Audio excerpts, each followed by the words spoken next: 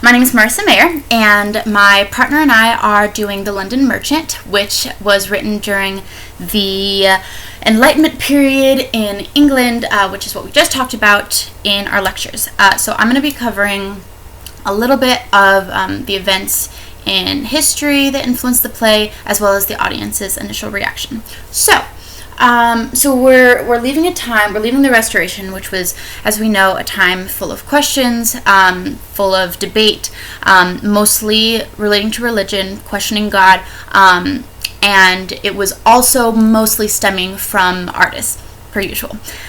So as we leave this time, we have a lot of discouragement from the church and from Christians, which Christianity is still the universal religion. Everyone still pretty much practices it, but we've just got a lot of questions being asked, and we're kind of diverging away. And of course, we've got a lot of profanity going on stage.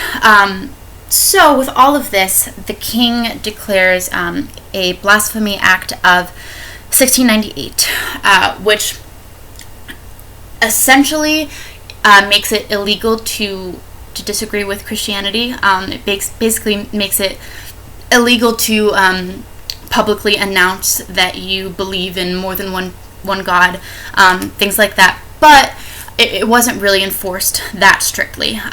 The main goal of this act was to discourage profaneness and immorality.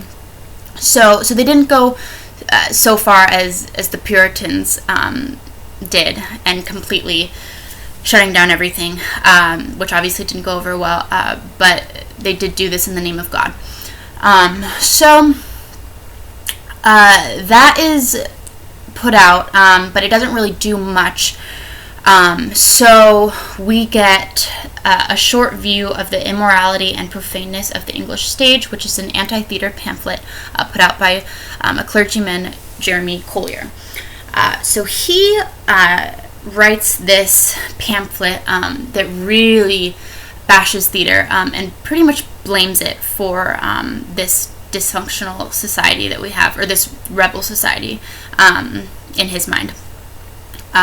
Through this pamphlet, he makes some pretty drastic terms. He says that theater is a place that houses evil. The people that go there are devil worshippers, and he does this because, as we know, in the Restoration, the plays do portray not the best actions. It displays vice, sexual profanity, and with this we have these the audience members imitating these actions, because, as we know, theater is a huge influence.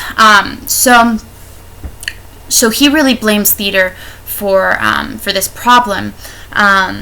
And he has a lot of truth with that.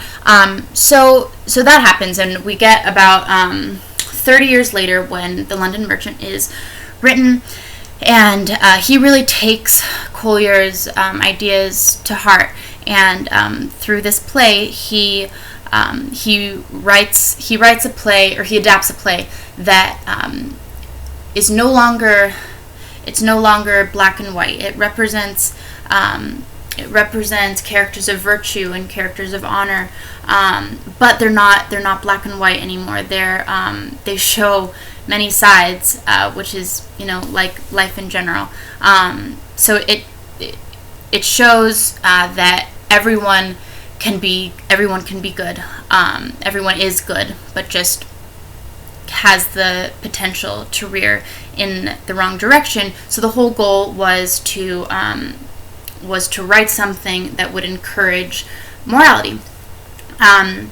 And so through that, he said that the tragic hero should no longer be somebody that's noble or a prince, or of wealth, because it's no longer really relatable, because we've got this rise of the middle class, so they are now the majority. So he said that these tragic heroes need to be someone that these people can relate to.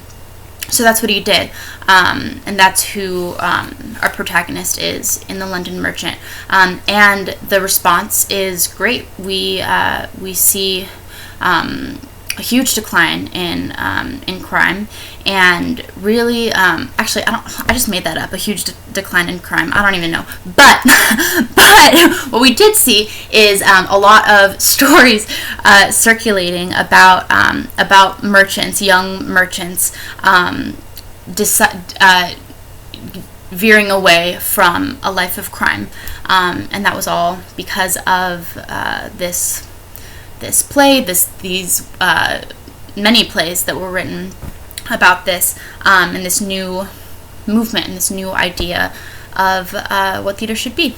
So there's that. I'm at 6 minutes. I'm sorry, I'm a little over. Thank you.